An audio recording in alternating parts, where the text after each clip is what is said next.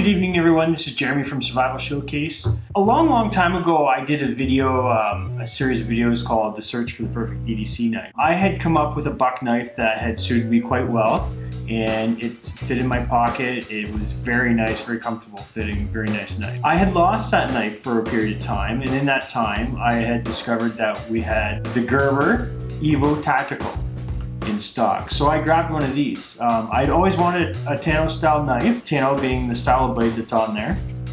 And this one here, it was about the right size and everything. I've used it for a while now, probably about a month. I don't like the fit and feel of it in my pocket as much as I did the buck. The buck felt really nice. It was weird because it was a camo knife. I don't even really like camo. I'd rather have a black knife, but just the fit and feel of that knife was pretty good. This here has served me well though. I wouldn't be caught dead without a knife without it at work. There's always some kind of a cutting task, whether it's strings, you know, just even having, I use it in a hotel room to open a lock when my son locked the bathroom shut, and you could just stick the knife blade in and turn. Any kind of knife would have worked, but this one worked really well. This is really good for piercing tasks because of that Tanto style blade, so you can really pierce, get into something really aggressively if you have to. It does have a serrated part of the blade, so if you had to cut, say, a seatbelt or something like that, it would get through it very quickly. Yeah, so let's go over the specifications of this knife and take a good look at it. So the length of the blade from tip back to the handguard area is 3.5 inches long. When it's closed, so when the blade's all folded up, you have just over 4.5 inches of knife to fit in your pocket. The overall length of the whole knife when it's open is 8.25 inches. So you've got 8.25 inches there. The weight is exactly 3 ounces. It is a stainless steel blade that has a black paint covered so that it'll stop from rusting. The handles on it are aluminum, and they've had slots cut out in them on both sides to lighten it up. This is not a roller bearing style knife. It's just got a nylon slip joint in there, and that's what it opens fairly easily. I've had other knives that if they have a roller bearing in them, wow, they just flip right open. This one here is actually getting broken in quite nice. I kind of like how this is coming along. But it does, if you don't give it an aggressive flick, it will bind up.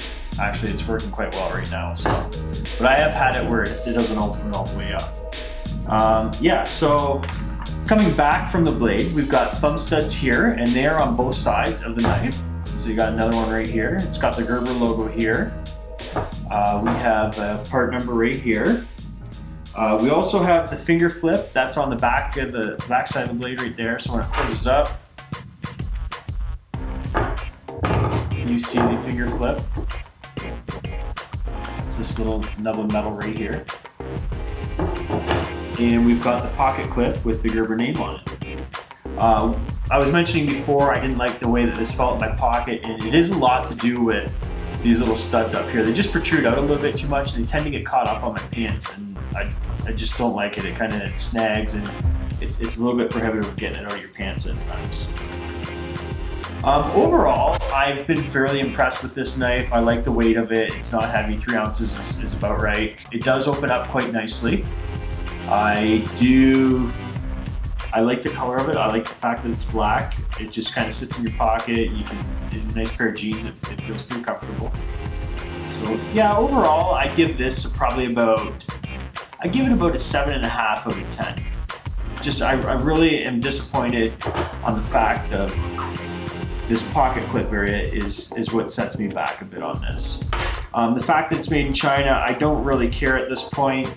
For the price, you're gonna pay $34.95. That's a decent price for a knife like this. It works quite well, so it doesn't really matter where it's made at that point. Now, if I'm paying 150, 200 bucks, I'm probably gonna look for an American or Canadian made knife, so that's just the way it is.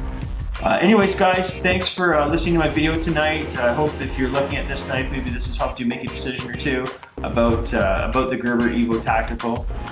It is a pretty good knife. I give it a 7.5 out of 10.